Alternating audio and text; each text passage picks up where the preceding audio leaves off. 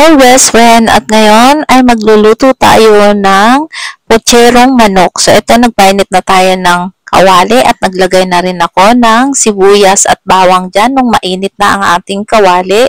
Ayan, isutay lang natin ang sibuyas, bawang.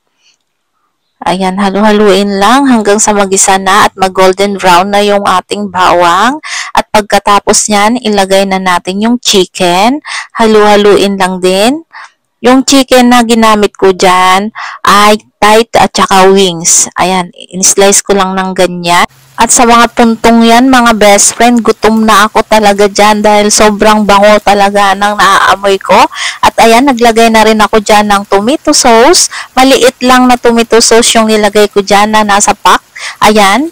And, ayan, halu-haluin lang natin ulit para mahalong mabuti yung ating tomato sauce na inilagay dyan sa chicken. Diba? Gutom na gutom ang pig habang nagbo-voice over. Parang gusto ulit kumain. At pagkatapos nyan, lagyan natin ng tubig. Naglagay na ako ng tubig dyan, mga best friend, para masabaw. Kasi gusto namin ng masabaw. Naglagay na rin pala ako dyan ng paminta at saka seasoning. Nasa sa inyo na yan kung anong gusto nyong ilalagay na seasoning dyan. And tikman nyo lang. And kapag matabang pa, magdagdag na lang kayo ng seasoning. Naglagay na rin pala ako dyan ng carrots. Ganyan lang yung slice ko. At yung saging na saba, in-slice ko lang din ng ganyan. Bali, 4 na pirasong maliliit na saging na saba ang inilagay ko dyan. And halu-haluin lang natin at nilagay ko na rin yung ating Baguio beans, yung ating repolyo.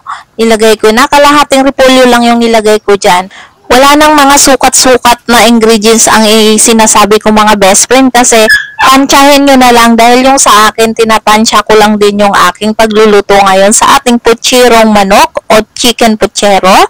So, ayan, mga ilang minutes lang, mga 2 to 3 minutes, ay ready to serve na ang ating putserong manok. Sobrang dali lang nito lutuin, mga best friend. And again, kanya-kanya tayong pamamaraan sa ating pagluluto. At ito yung aking version, mga best friend.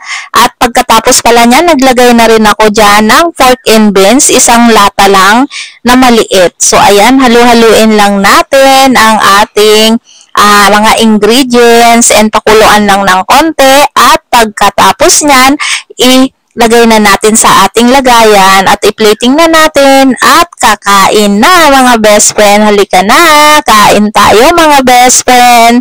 Maraming salamat sa panonood. God bless you all. Dancing to a rhythm only love can employ.